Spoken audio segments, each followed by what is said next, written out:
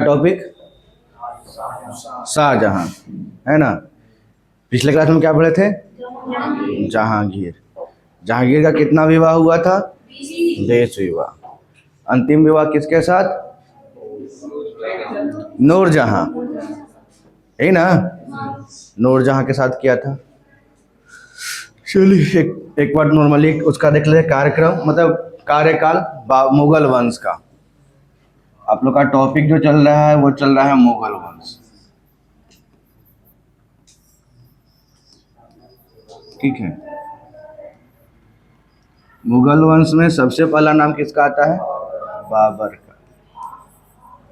बाबर का अगर शासनकाल देखेंगे तो ये हो जाएगा 1526 से 1530। बाबर के बाद बना था हुमायूं।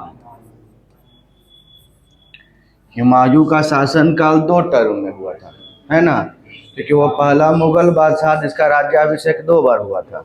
एक बार जब बाबर के मरने के बाद 1530 में हुआ, और ये 1530 से 1540 तक ही रह पाया, है ना। और 40 में आता है शेर शाह सूरी, और शेर शाह सूरी से बाद शुरू होता है अफगान वंश, है ना। यहाँ तक तो मुगल वंश चला, बाबर और हुमायूं तक, वो भी 1540 तक। 1540 से 1555, 1540 से 1555 यहाँ तक चला आपका सूर्यवंश। सूर्यवंश का शासनकाल रहा, ठीक है, दिल्ली में सूर्यवंश का शासनकाल। और इसके जो संस्थापक थे वो कौन थे? शेर शाह सूरी, है ना। कहीं कहीं पर सूर्यवंश भी मिलेगा, कहीं कहीं पर अफगान वंश भी देखने को मिलेगा, तो घबराना नहीं है, दोनों एक के हैं, अफगान वंश या सूर्यवंश बोलिए। लेकिन वहाँ पर अगर शेर शाह सूरी की बात किया जाए तो शेर शाह सूरी मात्र 1540 से 5 साल 1545 तक ही रहे, है ना। 45 में उनकी मृत्यु हो जाती है, तो उनकी मृत्यु के बाद जो उनका उत्तराधिकारी बनता है वो उतना पावरफुल नहीं रहता है जो अपने राज्य को कायम रख सके। फिर लास्ट में वही मौका मिलता है, कौन सा युद्ध के बाद? सरहिंद के युद्ध के बाद, है ना, 1555 में सरहिंद के युद्ध के बाद मौका मिलता है हुमायूं को अपना खोया हुआ राज्य फिर से वापस पाने का। तो फिर आता है 1555 में, 1555, ये कब तक रहा? 1556 तक। फिर से यहाँ पर आ गया। ये तो हो गया आपका एक्स्ट्रा, जिसमें हम लोग किसके बारे में पढ़े थे? शेर शाह सूरी के बारे में। और ये जो डेट लिख रहे हैं सब पढ़ाया हुआ है, ठीक है। 55 से 56 में आएगा तो फिर से कौन आ जाएगा? हुमायूं आ जाएगा, ठीक है। 56 में हुमायूं की मृत्यु। अब अपने बनाया था एक लाइब्रेरी जिसका नाम था दीन पनाह, है ना। पढ़े होंगे बुक में कि दीन पनाह नामक पुस्तकालय के सीढ़ियों से गिरकर हुमायूं की मृत्यु हो गई। तब मात्र 14 वर्ष की आयु में हुमायूं का जो पुत्र होता है कौन होता है? अकबर, वो राजा बन जाता है ना। हुमायूं के बाद बनता है अगला राजा कौन? अकबर। अकबर 1556 से चलता है राजपाट इसका, और 1605 तक रहता है, 1605 तक राजा रहता है, ठीक है। अब अकबर की मृत्यु के बाद उसका बेटा था जिसका नाम क्या था? सलीम। सलीम ही बाद में जहांगीर के नाम से राजा बनता है। इसी का नाम बचपन में क्या था? सलीम। सलीम इसका नाम क्यों पड़ा? क्योंकि इसने शेख सलीम चिश्ती, है ना, शेख सलीम चिश्ती के नाम पर अपने पुत्र का नाम क्या रख दिया था? सलीम रख दिया था अकबर ने, ठीक है। अब इसका जो शासनकाल चलता है ये चलता है 1605 से लेकर कब तक? 1627 तक, ठीक है। 1605 से 1627 ये जहांगीर मतलब कि सलीम का।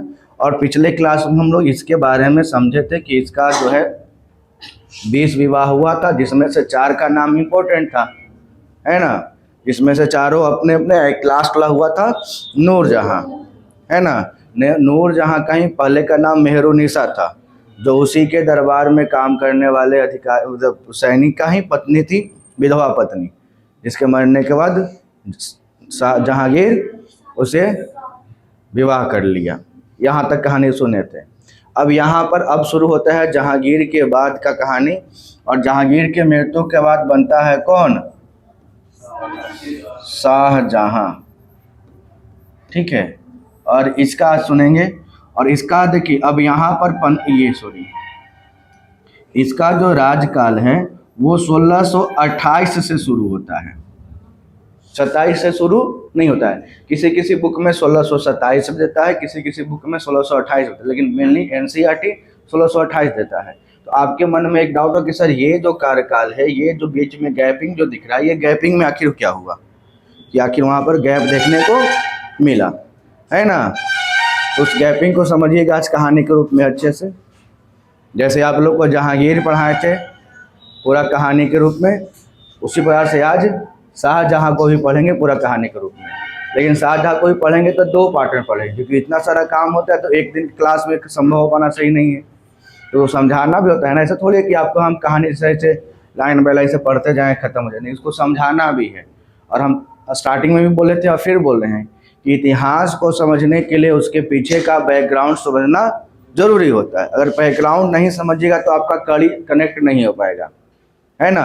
और जब तक कड़ी कनेक्ट नहीं होगा तब तक आपको इतिहास अच्छे समझ में नहीं आएगा, क्योंकि कहानी को समझने के लिए उसका जो पात्र है उस पात्र का कहाँ कहाँ कनेक्शन था, उस कड़ी को हम लोग जोड़ना पड़ता है।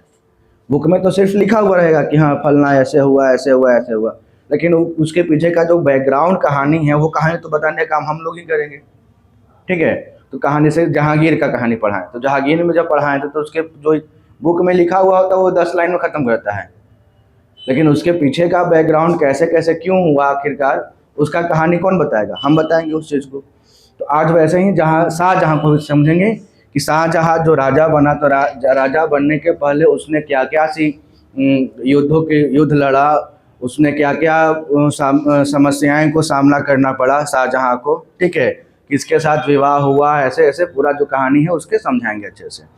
अब थोड़ा बहुत अगर पिछले क्लास के क्लास पर गौर देंगे तो आप देखिएगा कि सबसे अंतिम विवाह करता है कौन? जहांगीर 1611 में। किसके साथ? नूरजहां के साथ। और जब अंतिम विवाह करता है जहांगीर नूरजहां से, तो उस समय शाहजहां, जिसका बचपन का नाम क्या था? खुर्रम।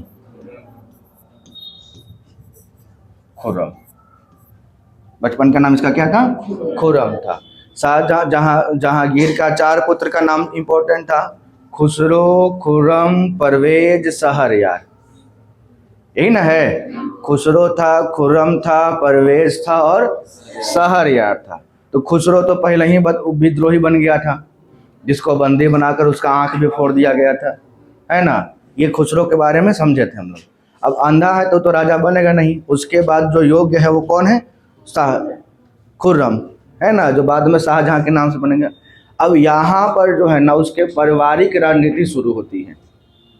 जैसे आप देखे होंगे कि नूरजहां जो है, नूरजहां अपनी बेटी, जिसको विधवा जिससे हुई थी, जिसका नाम था लाडली बेगम, है ना, बेटी का नाम नूरजहां की लाडली बेगम, तो लाडली बेगम का ब्याह करवाता है शहरयार से। याद आ रहा है ना। और जो नूरजहां का जो अपना भाई था आसफ खां ने अपनी बेटी का विवाह करवा दिया था खुर्रम से, है ना। तो यहाँ पर मन में दोनों का लालसा था क्या, कि हमारा दामाद जो है सो अगला राजा बने। कहानी यही था।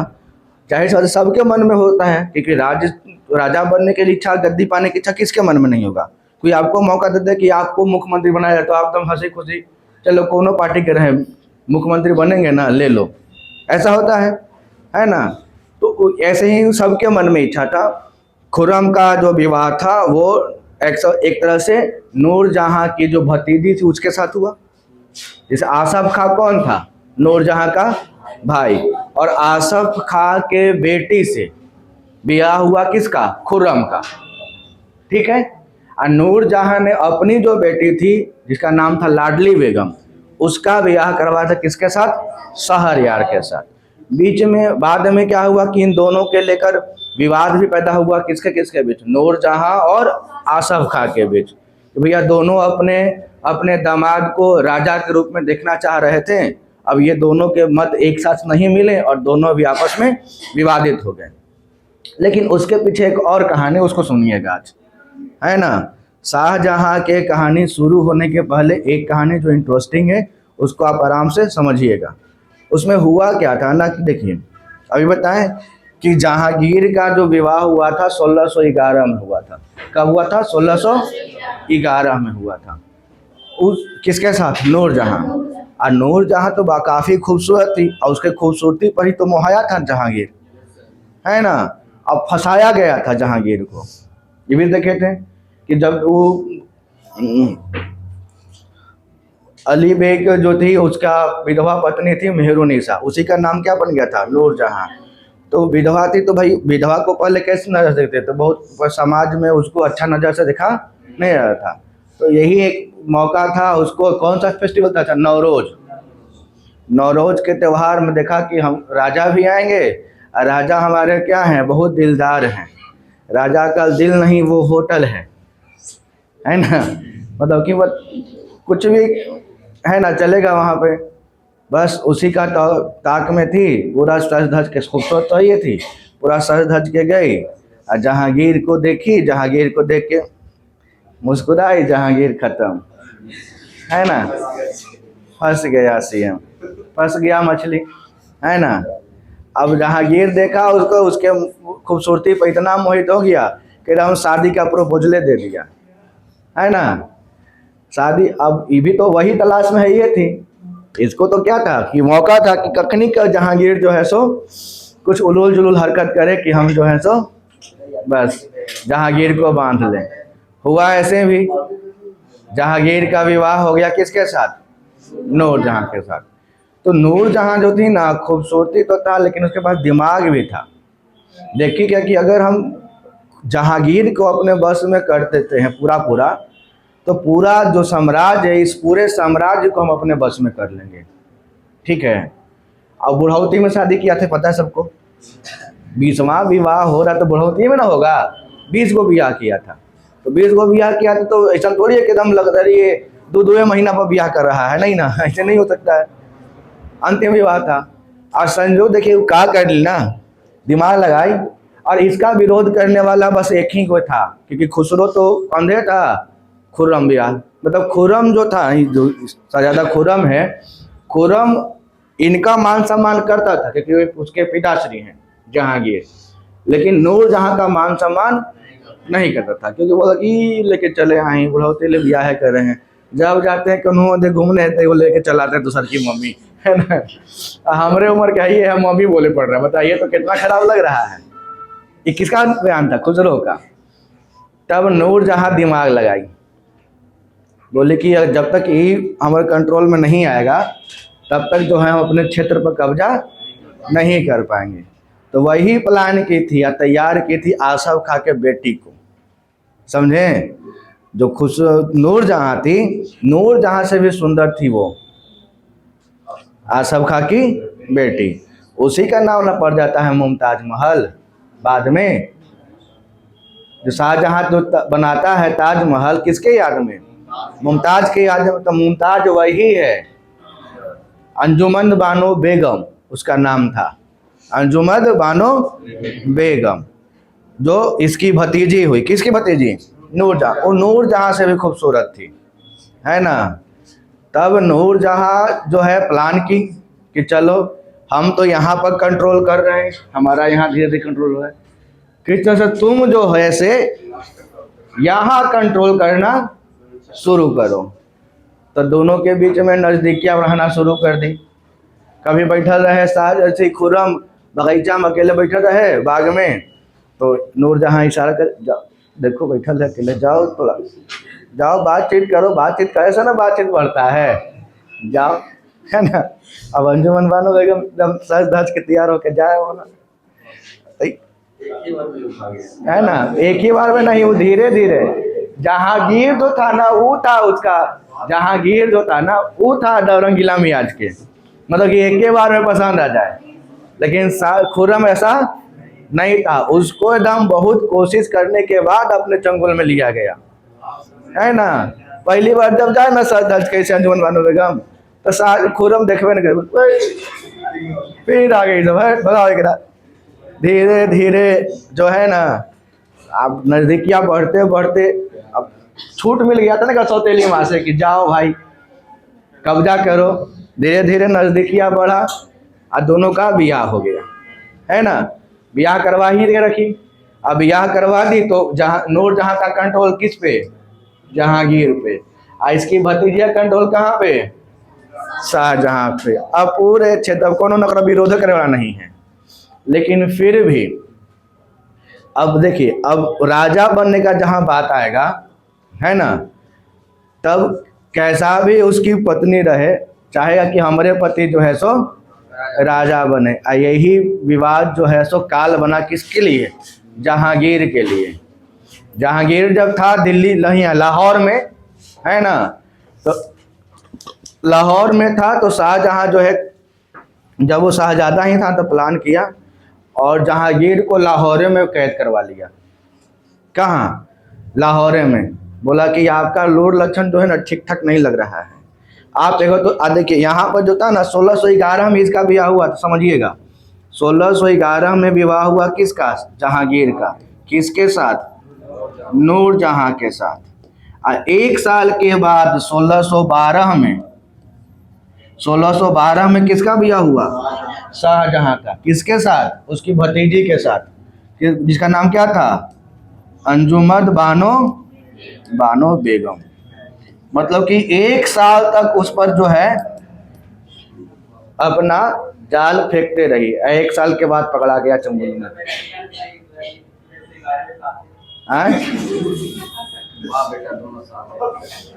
एक साल पहले का तो देख के था ना बेटा। अब यहाँ देखिए 1611 में एकरा ब्याह हो रहा है और 1612 में इसका ब्याह हो रहा है।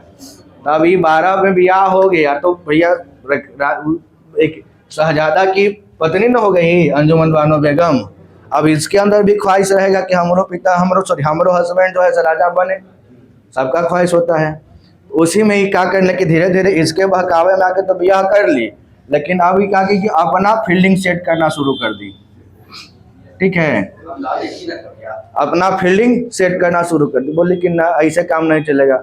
जहांगीर का कोई भरोसा नहीं ना था, इसका दिल नहीं था, ये होटल था, कोई हो आओ रहो कोई दिक्कत नहीं। होटल किसी का घर थोड़ी होता है, नहीं होटल खोल के रख लेता।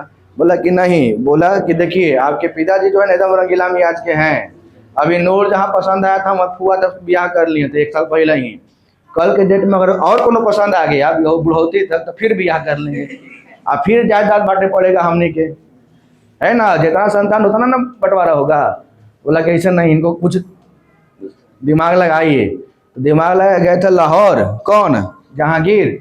लाहौर में कैद कर लिया, कौन, शाहजहां। बोला कि बुढ़ौती में आप लाहौर में रहिए, खत्म। अब वहीं पर इसकी मृत्यु हो गई थी, किसकी, जहांगीर की।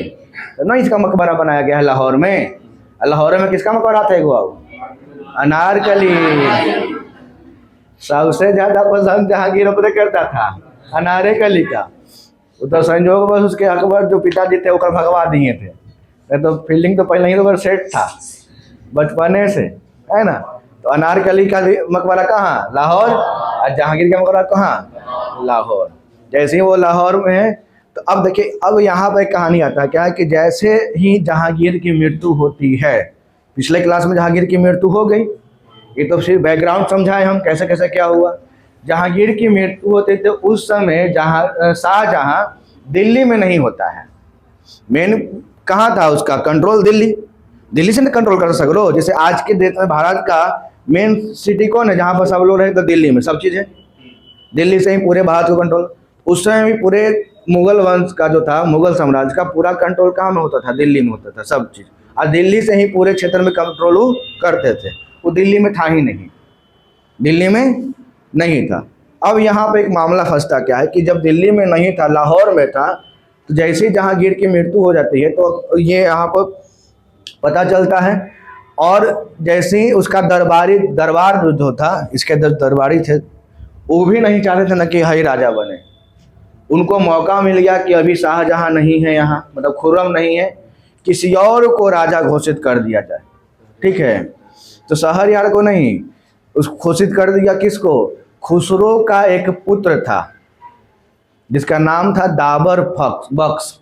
दाबर बख्श पढ़े होंगे आप लोग, ये खुसरो का बेटा था। खुसरो का एक पुत्र था जिसका नाम था दाबर बख्श। दाबर बख्श, ठीक है। तो उसके जो दरबार के लोग था, वो दाबर बख्श को बना दिया राजा, है ना। और उधर एक शहरयार था। शहरयार जो है वो अलगे बोले कि हम राजा बनेंगे भाई। पंजाब के क्षेत्र में बोला कि हम अपने आप को बोला राजा घोषित कर लिया। अब जैसे इसका पता चला, किसको? शाहजहां को नहीं, शाहजहां के ससुर असफ खां को, है ना। तब तुरंत चिट्ठी लिखा कि देखिए यहाँ पे ऐसा ऐसा मामला है, यहाँ सब अपने में लड़ ले है, आपका कोनो नामे नहीं ले रहा है कि राजा बनेगा। ठीक है, जब चिट्ठी पहुंचा है शाहजहां के पास, मतलब खुर्रम के पास, तो खुर्रम जो है चिट्ठी में एक संदेश देता है कि ऐसा कीजिए कि आपको हम पावर दे रहे हैं और आप जो हमारे जितना विद्रोही है सबके निपटा दीजिए, है ना। जे हमारे विद्रोही है, जे हमारे खिलाफ आवाज गर्दन ऊंचा करेगा, सबका 6 इंच खत्म कहानी। वही हुआ भी। आसफ खां क्या किया कि खुसरो के कहने, खुर्रम के कहने पर खुर्रम के जितने भी विद्रोही वहां पर पनप रहे थे सबकी हत्या करवा दी। कौन? आसफ खां, जो इसका ससुर था। शाहजहां के आते ही आते वहां से पूरा जो है कहानी, उसका विरोधी दल समाप्त। अब इकलौता कौन बच गया? शाहजहां। तो उसी बीच में जो गैपिंग दिखने को मिलता है ना, वही गैपिंग है। ये मात्र 4 महीने के लिए बनवे करता है, दाबर अपना मरहूं जाता है। ठीक है, तो ये जो गैपिंग 28 के अक्टूबर की कहानी, 27 के अक्टूबर में इसका मृत्यु हुआ था ना, अक्टूबर में मृत्यु हुआ, 4 महीने बाद देख लीजिए आता है ना 28। तो अगला जो राजा बनता है वो गैपिंग आया है, इसमें 4 महीने का गैपिंग है, तो साल बदल गया। 1600 क्या हो गया? 28। और 1628 में जाके शाहजहां क्या बनता है? राजा बनता है। शाहजहां मतलब कि खुर्रम। ठीक है, अब शुरू करते ही तो बैकग्राउंड था जो हम समझाएं, वो क्या है? बैकग्राउंड। आपके बुक में क्या क्या मिलेगा तो देख लीजिए यहाँ पर। देखिए, खुर्रम के बचपन, शाहजहां के बचपन का नाम क्या था? खुर्रम था। ठीक है, खुर्रम के, अब इसका खुर्रम शाहजहां की उपाधि क्यों पड़ा था? तो आपको पढ़ाए थे कि दक्षिण के विजय के बाद प्रसन्न होकर, पिछले क्लास में दिए थे ना कि दक्षिण विजय, जिस पर अकबर से ही अधिकार करना लोग चाहते थे, दक्षिण में कहा? अहमदनगर, है ना। लेकिन अधिकार लोग नहीं कहा पर, लेकिन खुर्रम जो था उस पर अधिकार कर लिया था जहांगीर के साथ, जहांगीर के कहने पर। तो उस पर प्रसन्न होकर जहांगीर जो ही उसका जो पिता हुआ, उसने ही इसको शाहजहां की उपाधि से सम्मानित किया था। ठीक है, बाद में हुआ क्या कि जहांगीर का जन्म कहाँ हुआ था? लाहौर, 5 जनवरी 1592 को हुआ था। और इसके पिता का नाम तो जहांगीर था ही, माता का नाम क्या था? जगत गोसाई, है ना। क्या नाम था माता का नाम? जगत गोसाई। इसका राज्याभिषेक कब? 24 फरवरी 1628। जैसे अक्टूबर से जोड़ेंगे 4 महीने, तो फरवरी आ रहा है ना, अक्टूबर के बाद नवंबर, दिसंबर, जनवरी, फरवरी आ रहा है। तो इसका जो राज्याभिषेक हुआ 27 में जहांगीर की मृत्यु हुआ, लेकिन 4 महीने कौन शासन किया? दाबर बख्श, जो किसका बेटा था? खुसरो का, है ना।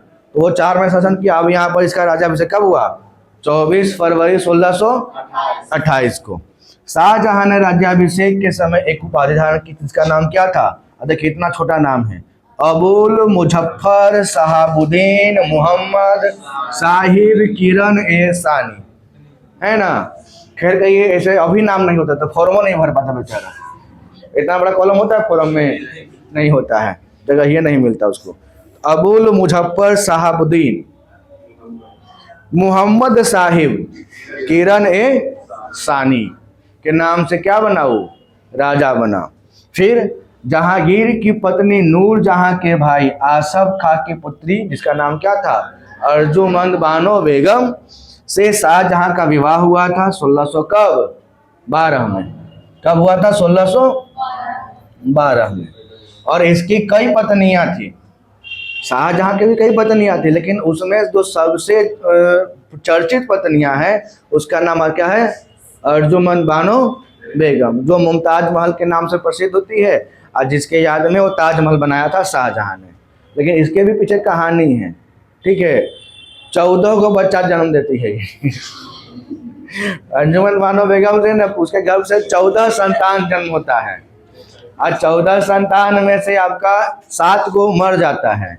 अंजुमन बानो बेगम का भी मृत्यु जो होती है ना, वो 14वें संतान के जन्म देने के समय होती है, प्रसव पीड़ा के दौरान। जो दर्द होता है ना महिलाओं में बच्चे की जन्म, उस समय उसकी मृत्यु हो जाती है। बताइए, 14 को में 7 हो जाए, जैसे 7 को में से 4 को बेटा, 3 को बेटी। मतलब औरंगजेब उसी में आएगा ना। औरंगजेब का 3 को और भाई था और 3 को बहन थी। मतलब औरंगजेब को लेकर 4 को बेटा और 3 को बेटी। 7 को हुआ और 7 को मर जाती है, ठीक है। मतलब 7 को मर जाता है। देखिए यहाँ पे लिखा हुआ भी है, कई पत्नियां थी परंतु सबसे चर्चित पत्नी कौन थी? अंजुमन बानो बेगम। और इसी को क्या बोला गया? मुमताज महल।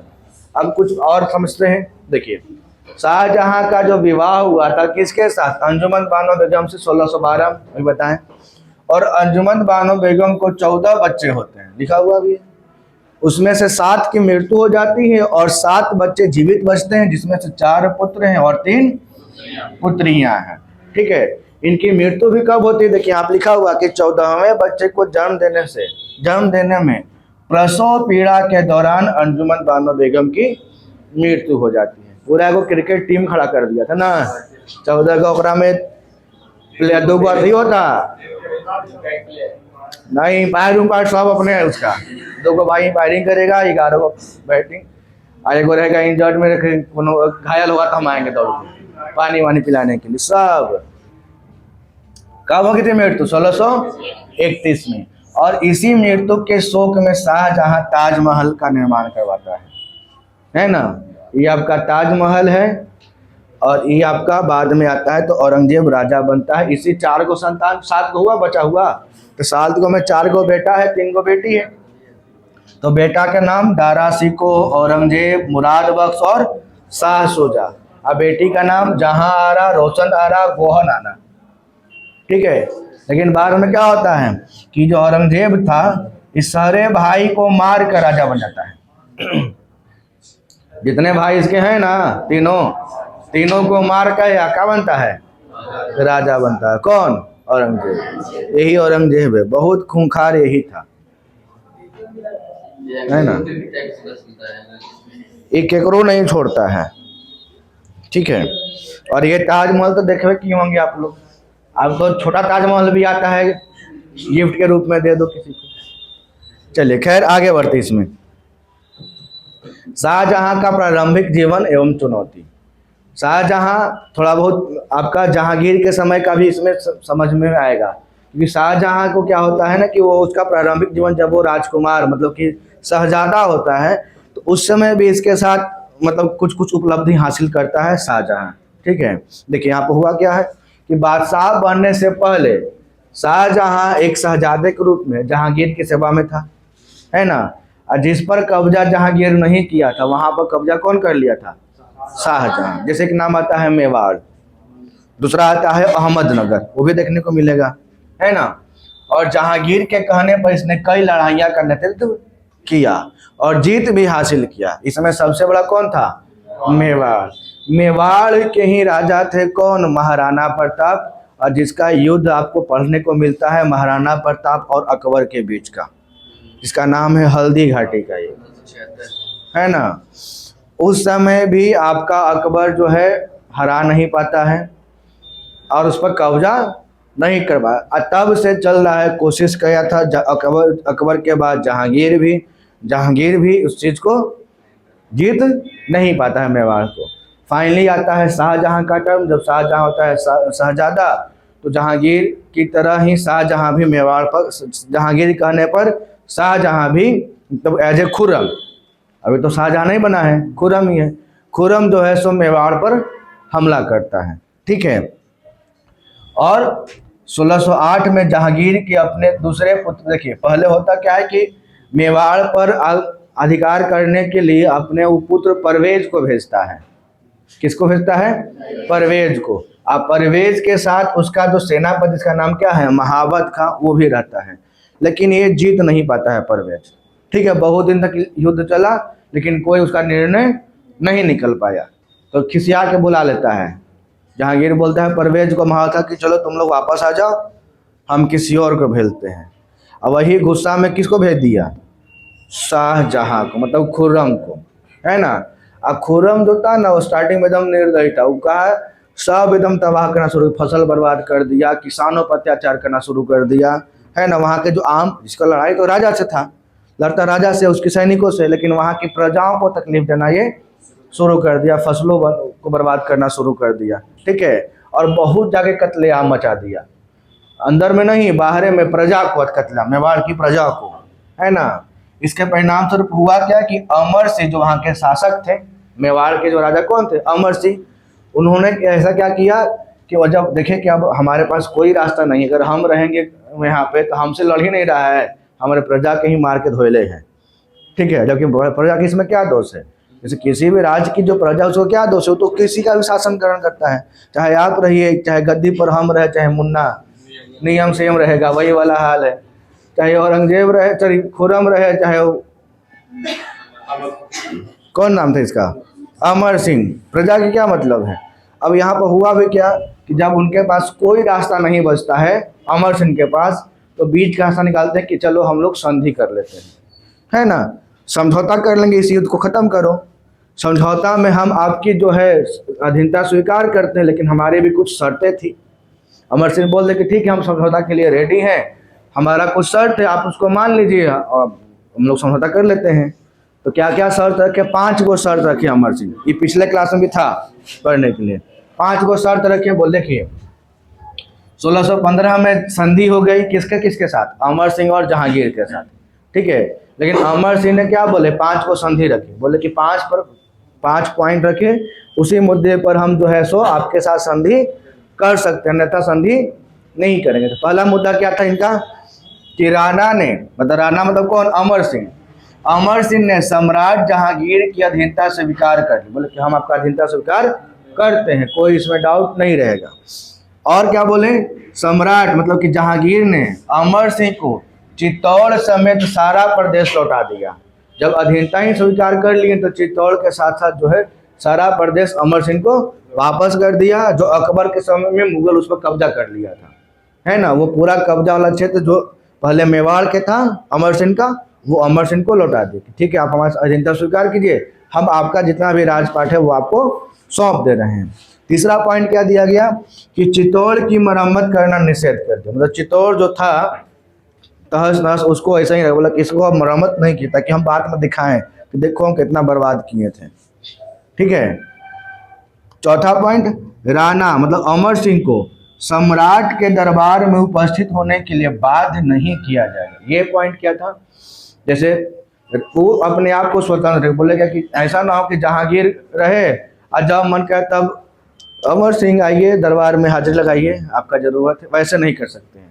अमर सिंह के जब मौका चाहेंगे मिलना तभी अमर सिंह मिलेंगे। ऐसे जहांगीर के कहने पर अमर सिंह जो है अपने जब मन तब बल बुलावे पर वहाँ हाजिरी नहीं लगाएंगे। पर चौथा पॉइंट।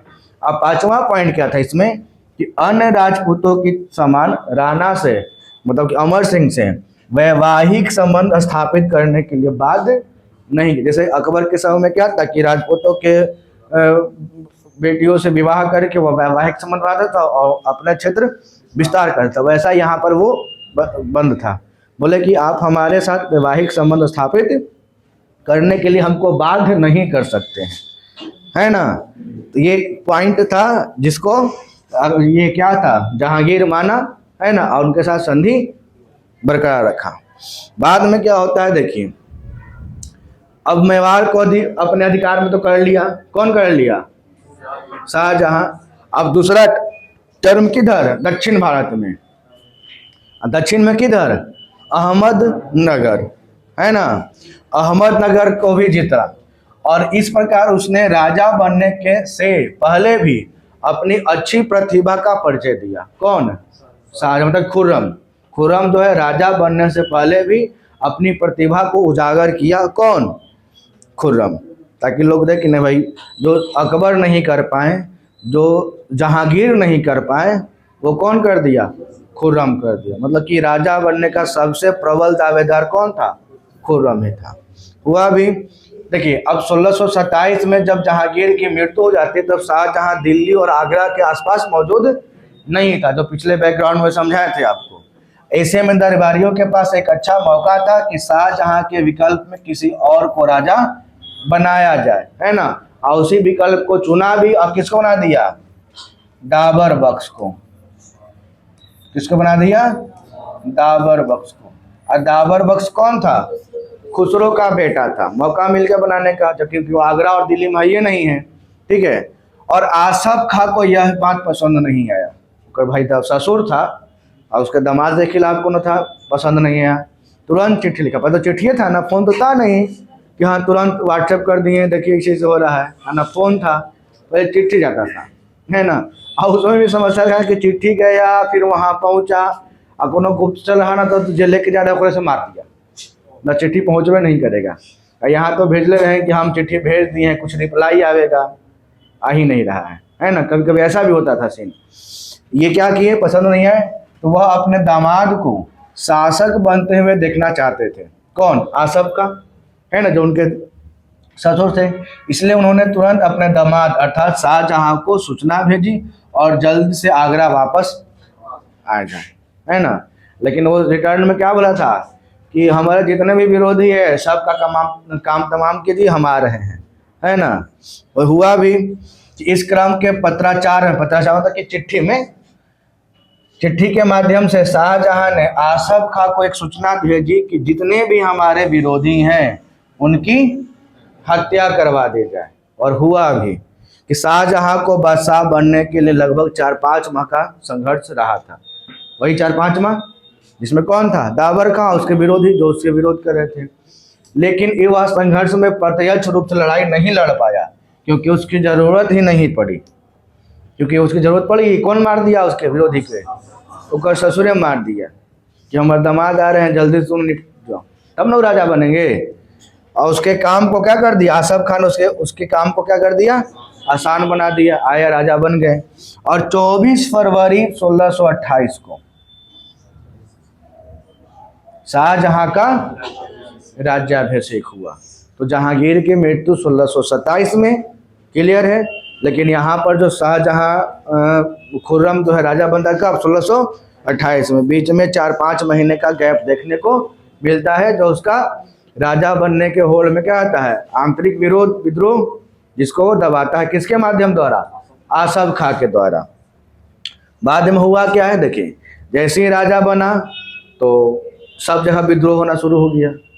उसी में एक नाम आता है, सबसे पहला विद्रोह किया था इसके खिलाफ में, शाहजहां के खिलाफ, बुंदेल, है ना। तो उस समय जो था देखिए 1628 में ओरछा के शासक जुझार सिंह ने विद्रोह किया। ओरछा के शासक किसने किया? जुझार सिंह ने क्या कर दिया? विद्रोह। किसके खिलाफ? शाहजहां के खिलाफ। अंततः 1635 में इस विद्रोह का अंत हुआ और जुझार सिंह की हत्या कर दी गई। देखिए इतना दिन चला, 28 से 35, 7 साल चला ये विद्रोह, है ना। तो 7 साल ऐसा थोड़ा कि एकदम लड़ते रहे, नहीं, छिटपुट लड़ाई हुआ, फिर रुका, फिर लड़ाई हुआ, फिर रुका। ऐसे अंतिम जो फाइनल जो जीत हुआ कब? 1635 में, जब जुझार सिंह की हत्या कर दी गई, ठीक है। उसके बाद देखिए 28 में एक और होता है, खान जहां लोदी। खान जहां लोदी ये एक अफगान सरदार था, है ना। तो ये क्या था कि दक्षिण भारत में खान जहां लोदी एक अफगान सरदार था जो मुगलों के ही अधीन था। शाहजहां के समय वह विद्रोह घोषित करते हुए अहमदनगर चले जाता है और खुद को स्वतंत्र घोषित कर देता है। जिस अहमदनगर पर शाहजहां कब्जा करता है दक्षिण में, बाद में वहाँ के जो शासक बनता है कौन? खान जहां लोदी। वो बोलता है कि अपने आप को क्या कर लिया? स्वतंत्र घोषित। बोला कि हम जो है सो शाहजहां के अंडर में काम नहीं करेंगे, हम स्वतंत्र हैं। इस बात से दुखी होकर शाहजहां अब भागते चलता है, पीछा करवाता है, और कई युद्ध लड़ने के बाद 1631 में क्या हो? इसको मृत्युदंड दे दिया। ये चला 3 साल, है ना। 28 में राजा बनता है, 28 में देखना पड़ता है। पहला मेवाड़ और दूसरा कौन सा, खान शाह, पहला बुंदेलखंड, दूसरा खानजहां मतलब कि अहमदनगर, है ना। बुंदेलखंड के जो राजा थे वो उनका नाम क्या था, जुझार सिंह, और अहमदनगर का जो था खानजहां लोधी। क्लियर हुआ यहाँ तक। ये 7 साल चला है, कितना साल, 3 साल। अब तो कंट्रोल किया, उसके बाद देखते हैं और भी कंट्रोल करता है पुर्तगालियों का, और अंतिम आता है सिंह संप्रदाय का, जो उसमें गुरु थे गुरु हरगोविंद, है ना, छठे गुरु। 5वें गुरु कौन, गुरु अर्जुन देव। गुरु अर्जुन देव की हत्या करता है कौन, जहांगीर, अपने बड़का बेटवा खुसरो के सहायता के कारण। आइए समझते हैं पुर्तगाली। पुर्तगाली कहानी क्या है, 1632 में जब शाहजहां शासक बनता है तो दूसरे हिस्से में उस समय तक पुर्तगाली लोग भी अपना बिजनेस करना शुरू कर दिए थे। क्योंकि हम समझाया क्या था कि इतिहास में कोई एक घटना नहीं होता है ना, बहुत सारी घटनाएं होती, इसको समझना पड़ता है। तो हुआ क्या कि जब पुर्तगाली ने अपना व्यापार कर रहा था तो ये मनमौजी हो गया। मनमौज को बोलते हैं ना कि जो मन करेगा हम वही करेंगे, राजा कौन है, हम मानवे नहीं करेंगे, है ना। और वही हाल किया, पुर्तगाली भी तेज बन रहा था। ये सब हुआ क्या, पुर्तगाली जो भारत में व्यापारिक कंपनी के रूप में आए थे, वे शाहजहां के समय उदंडता शुरू कर देते हैं, मतलब मनबढ़ू हो जाता है। और क्या करता है कि जैसे कई क्षेत्रों में मुगल सैनिकों को भगाना पड़ता को भगा देता है, खुद से ही कर वसूलता है। जो मुगल सैनिक थे भगा दिया उसको खदेड़ के, खुद से अपना टैक्स वसूल रहा है, व्यापार भी कर रहा है, और वहाँ के लोग से व्यापारी से टैक्स भी वसूल रहा है, और कर को बचाता है। जो राजा को टैक्स देना होता था व्यापार के रूप में, वो टैक्स देता नहीं है, बचा लेता है उसको टैक्स को। और क्या करता है, यहाँ तक कि भारतीय महिलाओं से विवाह करता है, और उन लोगों को जबरदस्ती इस्लाम ईसाई का बुलाता है, ईसाई का धर्म का प्रचार, है ना, करवाना, ईसाई धर्म थोपना क्या करता है, शुरू करने लगता है। और जब इस बात का पता चलता है किसको, शाहजहां को, तो शाहजहां 1632 में अपना सेनापति, जिसका नाम क्या था, वहाँ के सूबेदार जो था कासिम खां, है ना, जो बंगाल का सूबेदार था। सूबेदार क्या होता है ना कि जो राजा के अंडर में ही काम करता है, उस क्षेत्र का रखवाली करता है, और वहाँ से टैक्स वसूलता है, फिर राजा को टैक्स भेज देता है। तो वहाँ का जो सूबेदार था, जिसका नाम क्या था, कासिम खां, कासिम खां को आदेश देता है कि वहाँ पर जितना पुर्तगाली तुमको दिखाई दे, है ना, सैनिक ले जाओ, हम दे रहे हैं सैनिक, जाके सबको एकदम बर्बाद कर दो, ठीक है। अब कासिम खां को जैसे ही ऑर्डर मिलता है, कासिम खां रेडी, पूरा अपना दल बल के साथ अब मार के एकदम बुखार छा जाता है। कहाँ पे, हुगली, हुगली बंगाल में ना है ना। तो हुगली के पुर्तगालियों को एकदम मारना, तहस नहस करना शुरू। वो सब चिल्लाते चिल्लाते बाद में क्या होता है, वो सब माफ़ी मांगना शुरू करता है कि माफ़ कर दीजिए राजा जी, हमसे गलती हो गया। तो राजा जी बोले कि तुमसे गलती हो गया, जाओ माफ़ किए। तब से ही गाना बना कि राजा जी हमको माफ़ करना, गलती मारे से हो गई, सुने ना गनवा, हमको राजा जी माफ़ करना। तो राणा जी था, हमारा राजा जी था, हमको राजा जी माफ़ करना, गलती मारे से हो गई, वो शुरू हो गया गाना, है ना। हुआ भी, पुर्तगाली को क्या किया, पूरा बर्बाद किया। बाद में पुर्तगाली क्या किया, क्षमा मांगने लगे, और क्षमा मांगे तो उसको क्षमा किया गया। बोला कि ज़्यादा होशियार बनता है, तुमको बोले बिजनेस करने के तो मालिक बनने लगता है, बिजनेस तुम जब करो, और जो जैसे जैसे नियम लगाया गया था वो पूरा करो, मालिक मत बनो। चालू हो गया फिर से। एक आता है लास्ट में यहाँ पर सिख संप्रदाय का विद्रोह, है ना। अब इनका देखिए, एक बात तो तय है कि अगर कोई दो संप्रदाय है और दोनों के बीच में पुरानी दुश्मनी है तो छोट मोट बात के लिए भी लड़ाई हो जाएगा, है ना। जैसे गाँव में नहीं देखते हैं कि दो गो गोतिया है और गोतिया के एकदम पहले से दुश्मनी चलते आ रहा है ना, तो नलियों के पानी बहे लगी मार कर लेता है कि तोहर नली के पानी काहे एने से जा रहा है, तो अपन नली के पानी कहीं और लेके जाओ, है ना। तोहर नली के पानी में गंध आता है, हमारे नली के पानी में गंध नहीं आता है ना, बंद करो, ठीक है। ऐसे आप कहानी लेकर चलता है। वही हाल हुआ भी कि जैसे सिख संप्रदाय के जो 5वें गुरु थे, जिनका नाम क्या था, गुरु अर्जुन देव, उसको जहांगीर द्वारा दिया जाता है मृत्यु दंड। वो काहे लागी? तो कर जो विद्रोही बेटा था खुसरो को सपोर्ट कर दिए थे कौन? अर्जुन देव। और खिसिया के अपन बेटा के नहीं देखा, बोला कि तू ही हमारे बेटा के बिगाड़ ले, हाँ चल तो ले चलते, जाके मार दिया किनको? अर्जुन देव को। अब अर्जुन देव सिख संप्रदाय के गुरु थे, वो धार्मिक गुरु है ना। उसके बाद जो बनते हैं हरगोविंद, गुरु हरगोविंद, इनके मन में रहता है वो हमेशा, और सारे सिख के मन में है कि हमारे गुरु के मारा था, मौका मिलेगा तो हम मुँह मारेंगे, है ना। अब ऐसे ही होता भी है बाद में चल के। अभी यहाँ लड़ाई कैसे होगा देखिएगा। यहाँ पर जो लड़ाई हो गया, इसके कारण क्या था ना कि जहांगीर जो था, सॉरी शाहजहां था ए बात बनवन नूरजहां